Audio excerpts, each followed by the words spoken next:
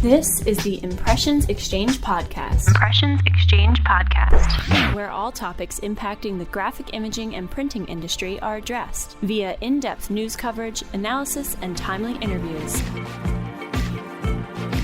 Welcome to another episode of the Impressions Xchange podcast. I'm Ashley Roberts, Content Director of Printing Impressions and host of today's episode. Today I have a guest with a super fun story to share. I'm joined by John Bracamontes, Chief Marketing Officer of Pryntbase, who was on the latest season of Squid Game: The Challenge.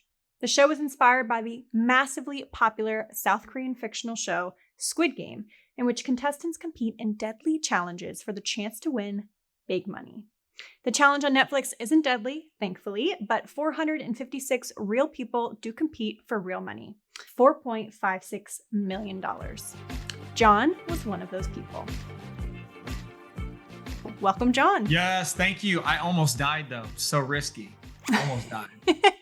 Well, we're going to get into that. So I would love to actually hear how you got involved. So if you could maybe talk about that. What made you want to compete and how did you get on the show? Yeah, so I mean, I feel like it makes sense. Like I have two sons. I got one who's he's a freshman now, and then one that's in middle school. But we watched the drama together and loved it. And then immediately after the drama, they dropped that challenge. So we'll watch competition reality shows. My wife loves all of them, but she also likes the non-competition. I don't like the non-competition. I like the competition shows. So me and my sons watch it. And at the very end of season 1, the challenge, there was a link. It said casting for season 2, apply. We're like, sweet. Well, I say sweet. My sons were like, apply, you have to. I was like, all right, I'll do it. Let me do it. So like a week later, I applied to it. This was a long time ago. So this was December, the first week of December, 2023. So a while back. So that aired 2023, December, apply. Don't think anything of it. Never applied for anything like that individually in the past. And so I forget about it. Last year on October 21st, I get an email. Hey, this is person from Squid Game. Are you still interested in being on the show? I'm like, what? This is almost a year later. So I'm like, yeah, let's do it. Cool. We want to schedule a call. So I'll give you like a quick timeline. It just was email. Then 3 days later had a phone call. 2 days later did a Zoom. And then at the Zoom, they had talked a lot. You know, they wanted your story. Tell me about what you're doing. Why do you even want to do this? So all the questions, kind of asking now. And that after the end of that, they said, this is great. Okay. So the next phase is we take what we just did and we chop it up and we make a little reel and then we'll submit it to our senior casting producers. And they're going to end up making decisions on who moves forward in the process. So at this point, though, it becomes black hole. Like there's no portal. You don't know anything and no one's staying in contact with you.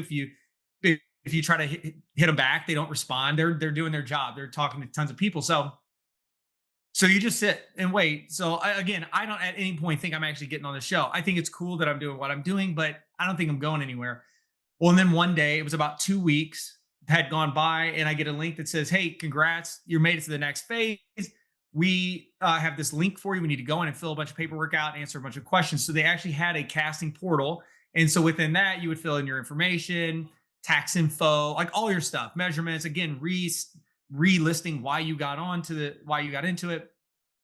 And then that was filled out and they gave you no word on what came next. And what would just happen is you would get a message or an email that said, hey, okay, you've made it to the next phase. Now fill this part out. So the portal would new sections would appear. So you'd log back in and there'd be a new section. And the way it went down was that first part of it was kind of reestablishing who you were. They did some initial checks and making sure that you weren't in conflict or there wasn't any reason that you couldn't do it. And then they went through a series of they did background checks. They did federal and state background check. They did social media checks where they had an investigative group do this. They made you make public all your social profiles. You had to disclose all of them. They had on their OnlyFans. If you had an OnlyFans, you had to give them a free subscription to the thing. You had to give them a code to get in there for free, which I didn't have an OnlyFans, but still, if you did, you can still get on apparently.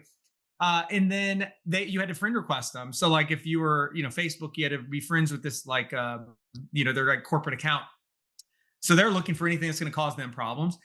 And once you passed that, then you went and you did a psychological examination. So they had a psych would do a Zoom and they'd ask you a bunch of questions. And it was orchestrated really well because every stage you could tell everyone knew everything about you. I mean, this psychiatrist, it was outrageous. I mean, it wasn't just them assessing you. They were going back to stories you had told and very specific things that obviously the casting directors were focusing in on, stories you had told that they were latching onto that you just needed to use to keep moving forward. They would focus in on that and talk about that relationship or that event. And so again, they're just assessing, are you going to flip out on the show? Can you handle the stress? They asked a lot of questions about that. Once you pass that, then you had to go through a medical. So you had to actually go see an MD. They had a big stack that MD had to fill out. And again, looking for fitness, like, are you able to do this? Will you die on the show? Literally, if you show up, you get through that. And all these were clearance stages that were all basically almost 2 weeks apart on all of it. And then the last thing was, like, if there was anything on background checks, it's like, I'm in business. I own a business. I'm partnered with somebody. So there's anything where there might be filings, tax filings, any type of lawsuit or anything in your history, all the way back. I mean, before I have the business we had today, I worked independently for a long time. I had something where a local guy, we were competing on a Groupon-like site. We had a Groupon site. We were competing. He sued me. This was in like 06. And they're going back to 06, questioning me, is that guy going to see you on screen and try to come after us for anything? I'm like, I don't know. I don't know. This is forever ago. But it's just stuff like that. So they called. So this would be UK. A lot of this was done in the UK because it was filmed in London. And you would just answer those questions. Then they gave us a questionnaire that was just like, affirmation. Has anything changed since the start of this process? And are you still willing to go do this? And once I submitted that, it was like, yes. Then 3 days later, I got a call saying, we want you on. I'm like, yes, I still went on. And then it was like a whirlwind of paperwork because we had to get like a temporary work visa for Europe. Like there was a lot of things that we had to finish, like logistics for flying you out and those types of things. So it was crazy, but it was almost like you couldn't dwell on it. It took too long. I mean, it would be eating people alive. I can imagine if you were just like, this is it, I have to get on here. And you're thinking about it every day. There was no way you had no visibility into the process. You were just going to sit there and eat yourself alive. So I would just out of sight, out of mind, take the steps and go through the process. Wait till the next thing comes in. Right. So, okay. So this process in and of itself sounds really intense, but you've also, prior to this, you mentioned to me that even like the training process, once you went through all of this and you got there, the training process was kind of intense. So can you talk about that? Yeah. So when we got there, so when they flew us in, we were greeted and basically from the point that we stepped off the plane to the point that we exited that game, they had control of us. So it was, hey, see, and they knew who you were. I mean, it was as if they had a picture somewhere. They knew who they were looking for. You walk out into the main terminal, outside of your terminal, and someone comes up behind my shoulder. Are you John here for Squid Game? And I'm like, yeah, I am. Come with me. And so it was like the real show. Like the real show. Respect. Exactly. It was crazy. So you've got the studio production people coming in and corralling you, bringing you to where other people were. And at this point, I see other people who were on my plane. I'm like, this is so funny. I mean, these people were on my plane. I would have never thought. I was looking around on my plane. I wonder who's on the game. I wonder who's coming here. Couldn't tell. But then you get to this corral and see other people who had gotten there before me.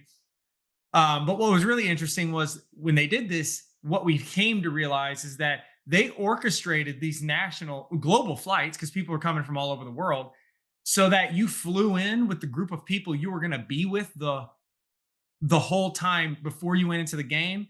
And that was really interesting to me because they orchestrated it to where you were processed with the people you were going to live with for the first 3 days before you ever went into the game. So we found that after the fact. So we get on a shuttle. They take us to a hotel, which was kind of cool. Like all of it's cool because it's different. And you're like, this is weird. You're being treated. It's kind of secret.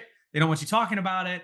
But, we're getting shuttled to a hotel. They take us to the back of the hotel and we're going through some like staff entrance and we go through and it's like a whole line of processing. Like we're being directed to where to go. We're being kept out of sight. is the hotel itself, a very small portion of it still had patrons in it, but like a huge block of it was just us. And so we're using back hallways and all the staff entrances and elevators and all these things. But when we get in, we got processed. I think, the way I talk about it was like a prison. So you walk in, and the first thing that happens is we walk right up to a line where we were getting moved down to different rooms, and there's 3 security guards waiting for us, and they're explaining what they're going to do. They search us very thoroughly. They take all of our luggage and they dismantle all of it. Like, it's not like you're at TSA and they look around, pull a couple things out. They open up our suitcases. They take every article of clothing out, everything, toothbrush, toothpaste, every single thing. And they're checking all the linings as if we just got a knife was found on us or something. They're searching everything. If you had perishable food, they were tossing it. Anything they considered contraband, like people had brought in games to practice with, and they took those. They took your phone. They took everything, watches, like anything. They let people leave like their ring on. They let people leave like a ring if you had it. So they would itemize it all too. Anything that they took from you, you had to sign off that they took it so that you could validate that you did it. You acknowledged that you did this with them. And then once all those things were collected, they put it into an envelope that was sealed, like security sealed and labeled, which, by the way, looked beautiful. So I don't know who printed it, but it was a pressure sensitive label looking real nice and real secure. And then you had to sign off on that. So again, kind of like a prison intake where they itemize all the things. And then when you leave, it's supposed to be there. So they process us, take our luggage, give us what we can take back. And then from there, we just kind of moved around. So they put us into a group, and they'd explain to us at stations, like I was a part of the purple cohort. So they're like, you're purple, you're going to stay with purple people. If you're in a group and they're not purple, get out and find your purple group. So that's how we were first getting grouped up. And then they moved us to our wing of the hotel. And so every purple was on, there was a couple floors that we took up, and then we had hallways. So they would move us there, and then they would give us instruction. They're like, we're going to send you down your way. Your room number, stand at your door. We're going to tell you when to go in. We're going to knock on the door when we want you to come out. Don't come asking what time it is. Don't come asking when food is. Don't come asking us this stuff. What they did allow us to do, though, was to tell them if we wanted like a snack or something, like they would give us some chips. But in water bottles, there was a central hall water bottle. But when you needed to do this, you had to, knock and then be escorted with security. They just wanted nothing. Now, I'm going to say this to you. I have not said this to you, but I've said this to other people. There really weren't any rules other than don't leave your group and don't leave your room until told. And great.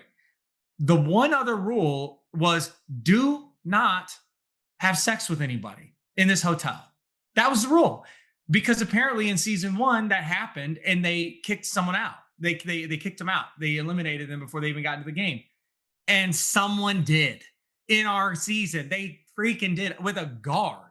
So unbelievable. Like unbelievable. The one rule. I'm calling it the one rule. Okay, so about that, do they then have people on standby? Yes. Because the game is supposed to be 456 people. Right. So do they then bring in the next, like the people who are alternates? Yeah. So what they did is they had about 20 people who were on standby from the UK, and they were there. They didn't come in until the very night before we went into the game, but they had like, I believe the number is 20 UK people, just in case someone got hurt, got sick, broke rules. So they were there waiting. So, I mean, for them, that was really cool. Someone got to get in the game that wasn't originally. Yeah. Yeah, really. So it was interesting because they would move us down to eat, and it was in waves. We never knew what time it was. Everything in the room was stripped. We had no clock. We had nothing. And, TV, we had some British TV shows. A German MTV was on, but could not find times. There was no channel guide. Like, it was just stripped. We're looking for bugging of the, we're looking in the smoke detectors, looking for cameras. Like, are we on camera here? Who knows? But just did a lot of practicing. So much time in the room. So practicing red light, green light, practicing the counts. A lot of us had just really, we had the song in our head, different speeds of the cadence, taking our steps, we're memorizing our muscle memory for that. Practicing. I was able to smuggle in some of the games. I got really good at the Gongi dice game. Other people had different games they had. It was like contraband. It literally was like prison and contraband. We were walking by each other, passing off games to practice as we passed by each other going to eat. And it was unbelievable. Putting the Doc G paper squares like in our waistband real quick to go by. Like, because people were taking them. If the guards saw it, they took it. So you had to hide it. Interesting. Okay. So real quick question about where you would stay. So obviously in the show and also in the challenge, there's the dorm. Yes.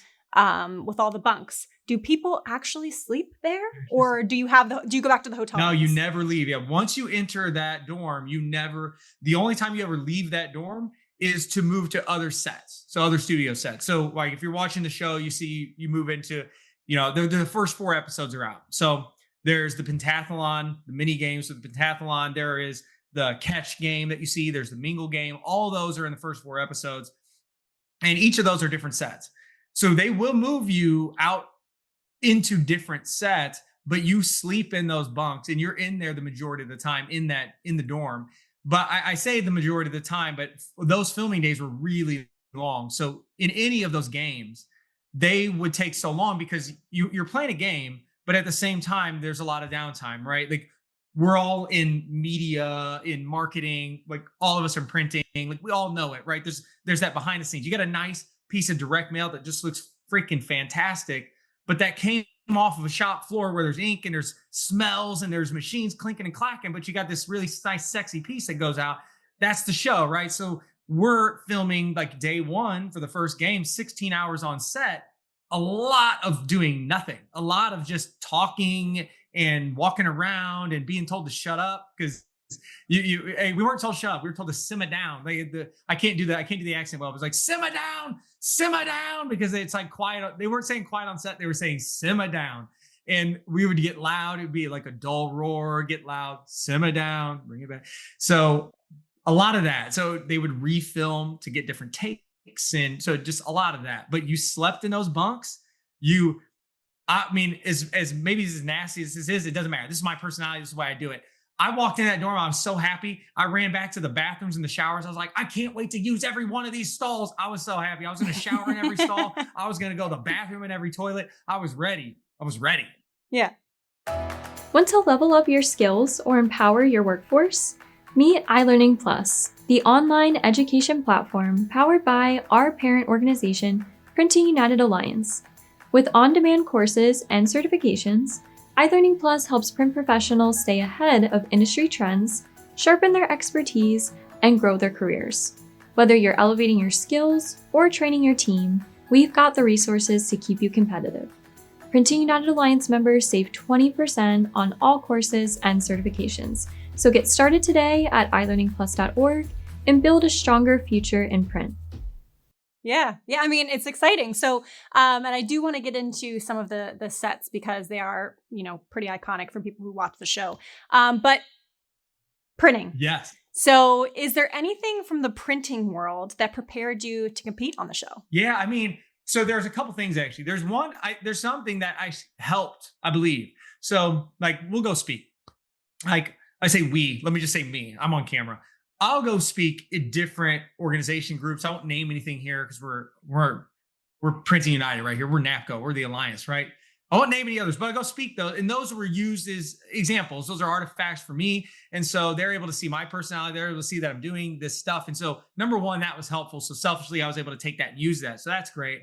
But also just the working in a business, working within this industry, using examples of leadership, showing examples of perseverance, talking about challenges with, solutions and problems that were solved with customers. I use those in a lot of my examples when I talk to them on the Zoom and getting into it.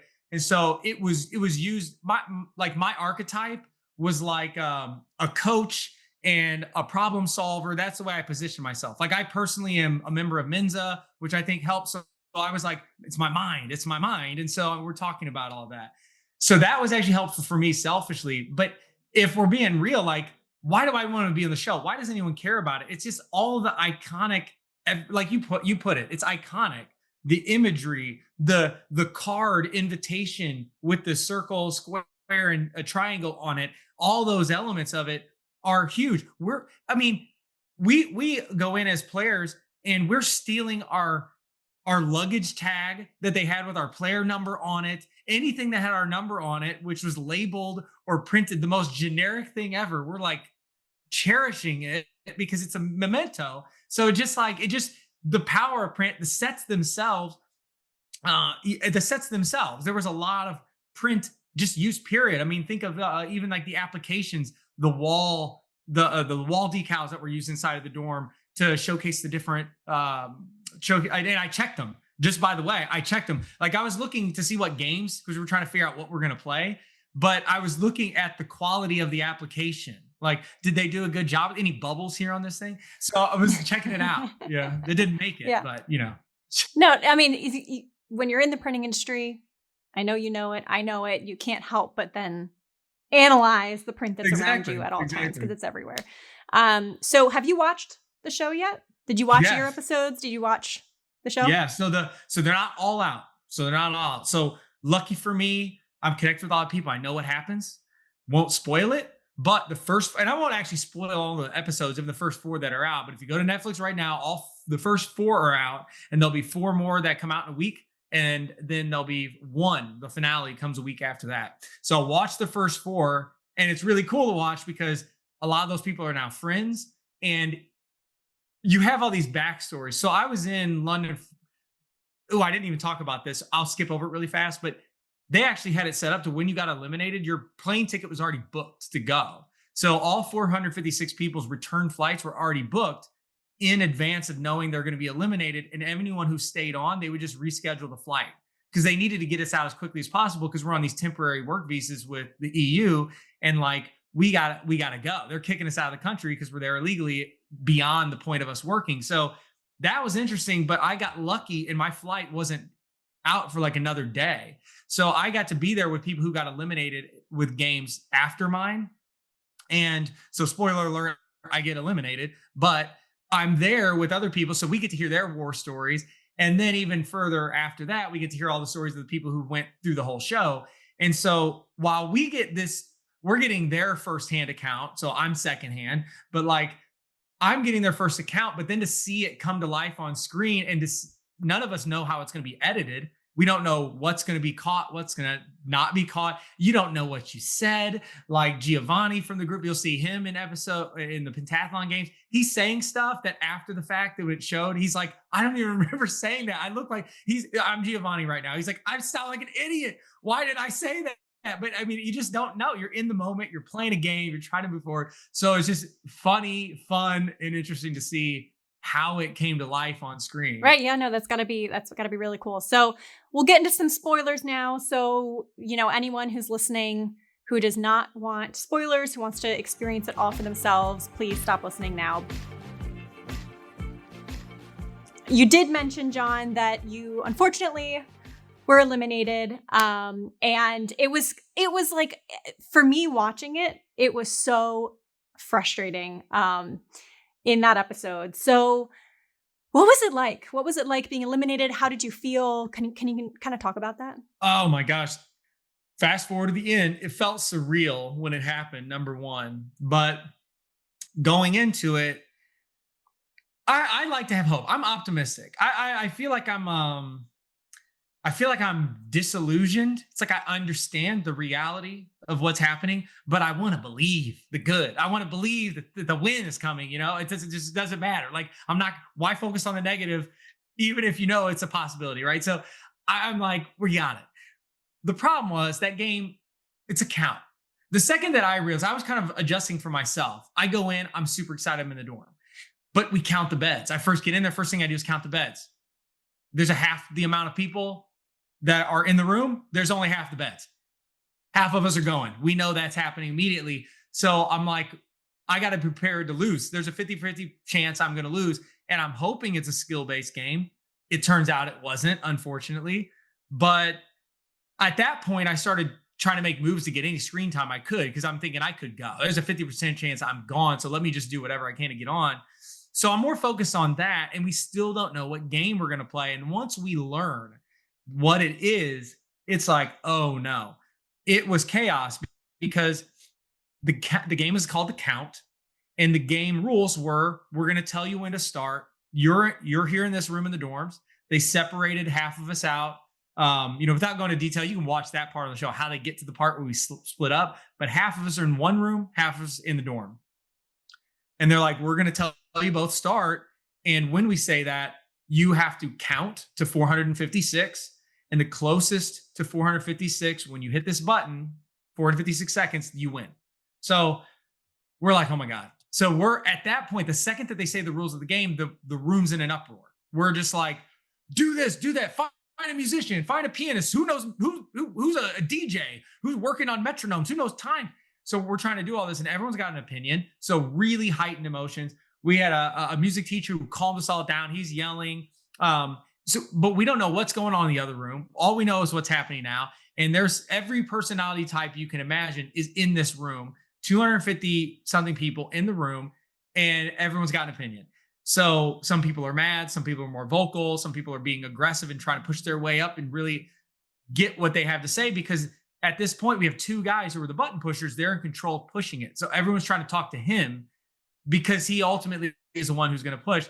So the social dynamics were crazy because really there's no rules as to how this has to go down. It's simply the hand of this one person has to push that button. We could have made up whatever we wanted, but you see it. And I think it was kind of natural. Everyone believes, well, let's just tell him what we think so he can decide. But there was no one told us he had to be the one to decide how it went down, but that's how it kind of happened. So he's making a decision. Some people forcefully get the lady who you'll see on the show up there. She claims she's a nurse and does CPR. And I'm telling you, anyone she would does CPR on, she will kill. She killed 250 of us.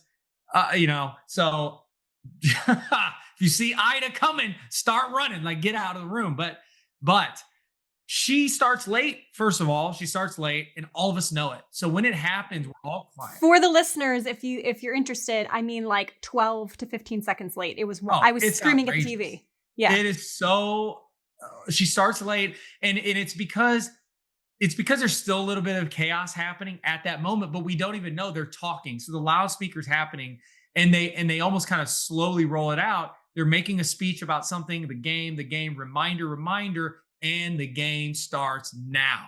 And so that gets said, and people are kind of like, is it starting now? Like, did it just start? It's one of those things. Did it just start? So while you don't necessarily see that and why she started so late, that is why she started late. But of those of us waiting are like, start. So a lot of us are counting on the side, and so she starts late. And all of us, though, are the way I kind of talked about was selfishly respectful of not breaking the silence, because everyone knows if you're trying to count or do math or anything in your head and someone starts being loud, you lose concentration, you lose where you were at. So we knew we had to shut up. And this is 456 seconds. This is so long. And any type of expansion or contraction of your second count is going to put you further and further off. And so we're just being quiet. But that changes once you get to the point where people think we're close. So once we're close, you hear people moving. You kind of see that in the show. People are like moving, they're still being quiet, but they're trying to get attention. They're trying to say something. Even me, you don't see this on camera. I'm pretty close. I'm one person off of that stage, and two girls beside me jump up because they're going to run over. And we still had like a minute to go. It was not even close. No one is making a case that we should push the button. These two girls are getting up. They're going to go. And I grab them. I'm like, we're not even close. We're not even close. Like, sit down. So it was crazy. And we get to that point, and then it starts to erupt. It just transpires like a riot. Like one person says something, 3, 5, and then you'll see this guy Jacket stand up. He stands up. A guy runs over, pulls him down, and it just erupts. And they're like, push the button. And the second that he pushes the button, like I run up and congratulate Jacob on stage. Because I'm just like being optimistic, but scared to death because I don't know. But all it happens so fast. I jump up, congratulate him. Someone pulls me down off the stage saying, you can't be up there. We're about to fight. There's literal fights happening around the stage. Like 3 people got thrown to the ground. It was insanity. The whole place was so loud. People were bawling, crying. We're going to lose. People are cursing the sky. Come to find out later on, people were like threatening production in their mics. They were being checked on like the whole time. We had a welfare team. They kept checking on them. Are you okay? Are you sure you're okay? Do you want to speak to somebody? It was so intense. And people were convinced we lost. I mean, I'm on the O team here. People are convinced we lost, but I'm like, guys, we have no clue. Like, we're not in that other room. They could have done it worse. They could have started later. They could have started fighting. They could have lost count. We literally have no clue. And so I was just really, really helpful. It took a very, very long time for them to finally get to the point where we know who won. And what was cool, and you see this on the show, in the drama, there's the big screen with the number of players left and the amount of cash and all that. We had that too, but it did double as a viewport into games, into other rooms. And so they actually, what you see is not actually like a green screen inlay. It's legit. You get to see what's happening. And so we were able to see the other room. They were seeing us. And so we saw our friends. We're I don't know if it's copywritten. I don't know the sound, but we're like, I think it's White Stripes, but we're like, oh, we're singing. We got our O's up in the air. Everyone's there doing the X thing. And so we're just waiting. And then finally they announce it in the show. They say off by 2 and 12 seconds, but none of us believe it was 12 seconds. But in that room for both of us, the X and O team, they told us it was 1 second off. So that was weird. So it makes us, all of us that got eliminated, we're just bitter. And we're like, liars. But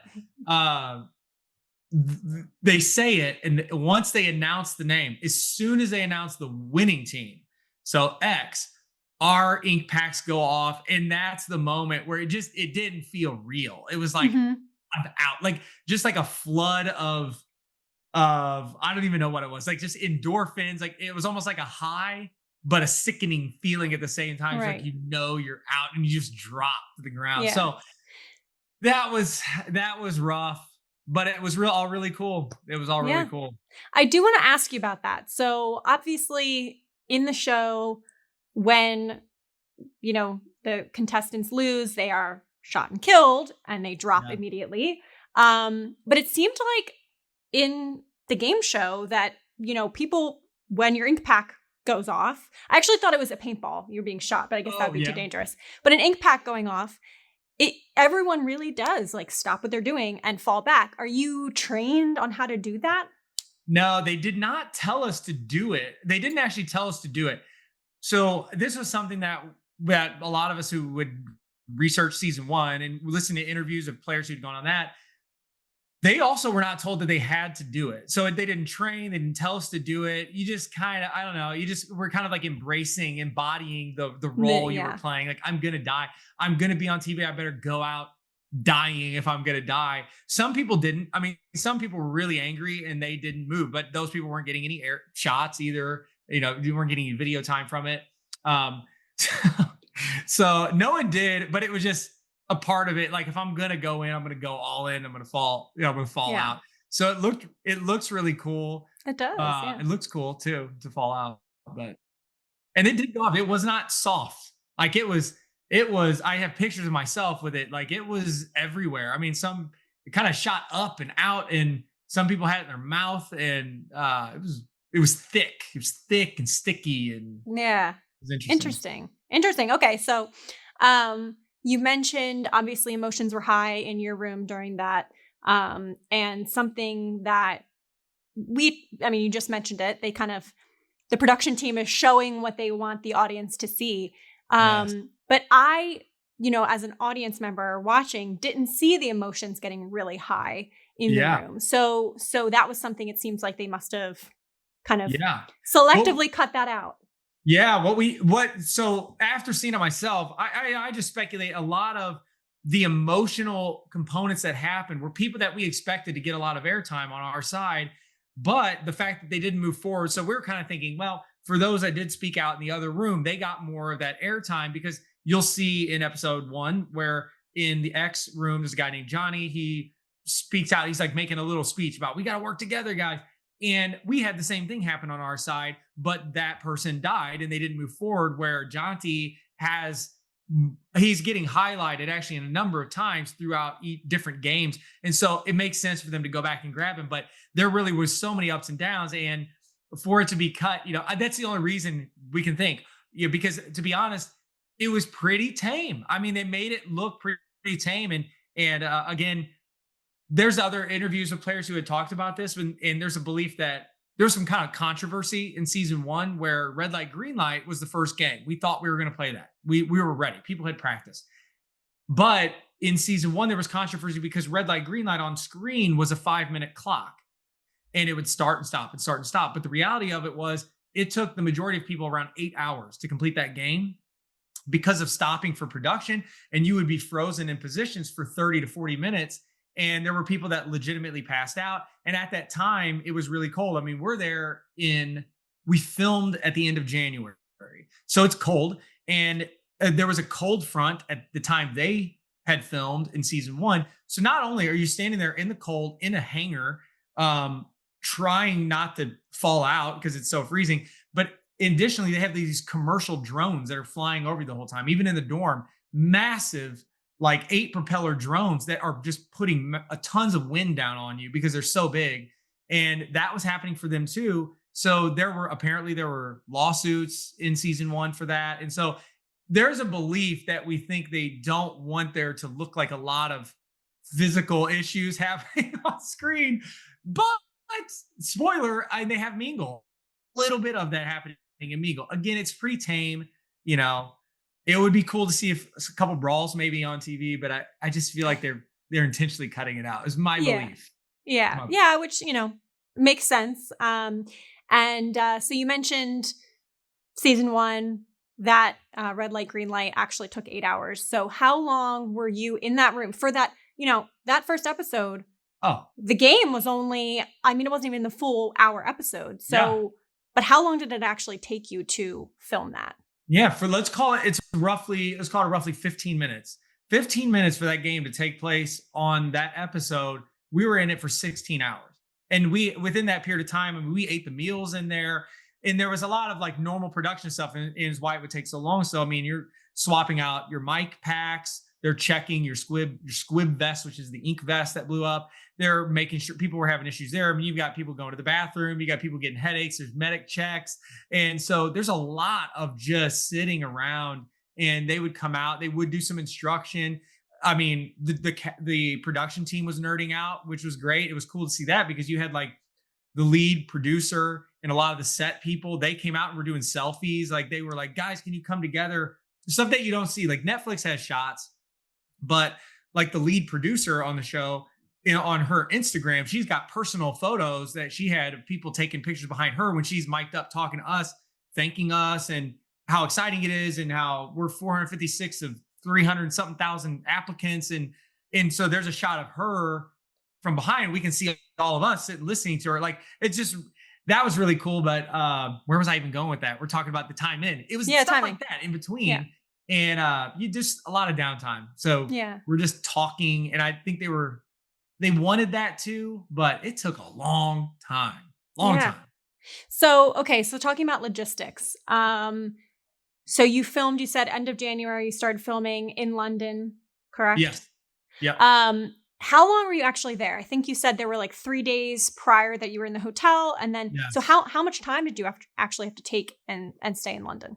So the way that they told us, they said, you need to make sure that you were available for 3 weeks. 3 to 4 weeks is what they said, but for sure 3 weeks.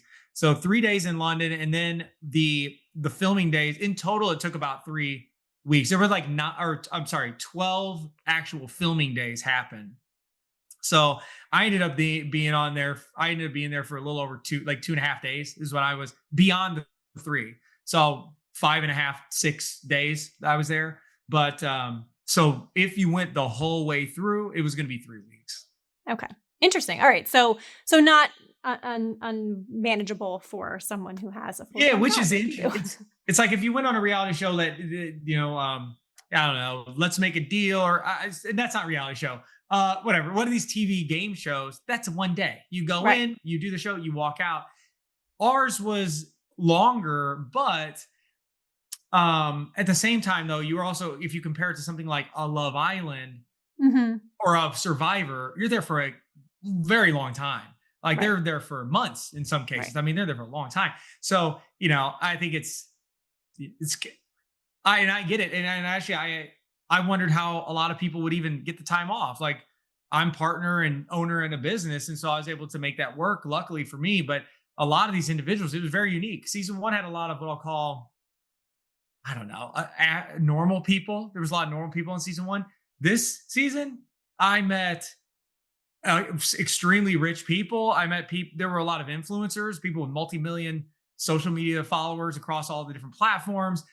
People from other reality shows, Below Deck and Survivor in other countries, and just really weird stuff. I mean, I met a guy who was married to a woman double his age, and she's an oil heiress, and he just wingsuit flies everywhere and does stuff with Red Bull, like just really unique individuals. I'm sitting there thinking, God, I'm so boring. Like these people are great. Well, and it's interesting that you're saying that. So, I have not done a deep dive on all 456 contestants, but, I think it was the end of the first episode, where the twins then had to go and mark 3 people to be eliminated. And they were going around trying to find like people who deserved it because they, the one girl who said like, I'm going to use the money to have a yacht party and like go crazy and party and stuff.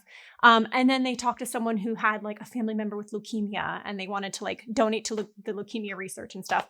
So, is that from a so-called normal person? Is it kind of frustrating because I would be frustrated to be like, well, I'm competing for, $4.5 million because that's beneficial to me, but there's someone who's an oil heiress also competing. Oh yeah. And it goes even further than that. So from a normal perspective, it's like, yes, like people who really want to use that money for good reasons.